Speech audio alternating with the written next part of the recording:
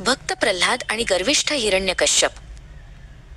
खूप वर्षांपूर्वी हिरण्यकश्यप नावाचा एक अत्यंत शक्तिशाली राजा होता. तो सोन्यासारख्या चमकणाऱ्या महालात राहायचा, पण त्याला स्वतःच्या शक्तीचा खूप गर्व होता. त्याला वाटायचे की तो संपूर्ण जगाचा स्वामी आहे.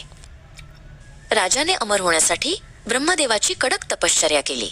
त्याची भक्ती पाहून ब्रह्मदेव त्याच्यासमोर प्रकट झाले. राजाने त्यांच्याकडे एक विचित्र वरदान मागितले, ज्यामुळे त्याला कोणीही मारू शकणार नाही. राजाने मागितले, मला कोणताही माणूस किंवा प्राणी मारू शकणार नाही. मला घराच्या आत किंवा बाहेर मृत्यू येणार नाही. मला दिवसा किंवा रात्री मरण येणार नाही आणि कोणत्याही शस्त्राने माझा अंत होणार नाही. ब्रह्मदेवांनी तथास्तु म्हटले. हिरण्यकश्यपला प्रल्हाद नावाचा एक छोटा मुलगा होता. प्रल्हाद आपल्या वडिलांसारखा मुळीच नव्हता. तो खूप शांत, दयाळू आणि नेहमी देवाच्या भक्तीत मग्न असायचा. तो नेहमी ओम नमो नारायणाय असा जप करायचा. जेव्हा राजाला हे समजले की त्याचा मुलगा विष्णूची भक्ती करतो, तेव्हा त्याला खूप राग आला. त्याने प्रल्हादला बोलावले आणि विचारले, या जगात माझ्यापेक्षा मोठा दुसरा देव कोण आहे? प्रल्हादने नम्रपणे उत्तर दिले, भगवान विष्णूच सर्वात मोठे आहेत.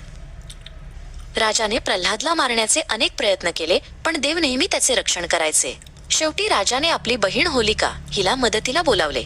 होलिकेकडे एक अशी ओढणी होती जी तिला आगीपासून वाचवायची. राजवाड्यात मोठी आग लावली गेली. होलिका प्रल्हादला घेऊन आगीत बसली, पण चमत्कार झाला. वारा सुटला आणि ती ओढणी होलिकेवरून उडून प्रल्हादच्या अंगावर आली. होलिका जळून गेली, पण प्रल्हादला काहीच झाले नाही. राजाचा राग अनावर झाला. त्याने प्रल्हादला एका खांबाकडे नेले आणि विचारले, कुठे आहे तुझा देव? या दगडाच्या खांबात आहे का? प्रल्हाद म्हणाला, हो, माझा देव चराचरात आहे, अगदी या खांबात सुद्धा. राजाने खांबावर जोरात गदा मारली आणि तो खांब मधूनच तडकून फुटला. त्यातून एक अतिशय भयानक आणि तेजस्वी रूप बाहेर आले, भगवान नरसिंह. त्यांचे शरीर माणसाचे होते, पण डोके सिंहाचे होते. वेळ संध्याकाळची होती, ना दिवस ना रात्र.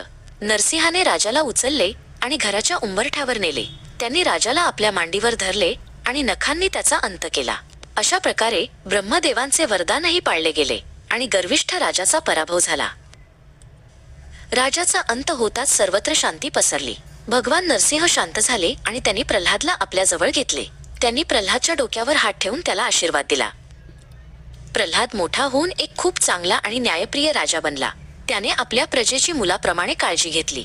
या गोष्टीवरून आपल्याला शिकायला मिळते की सत्याचा आणि देवावरच्या श्रद्धेचा नेहमी विजय होतो.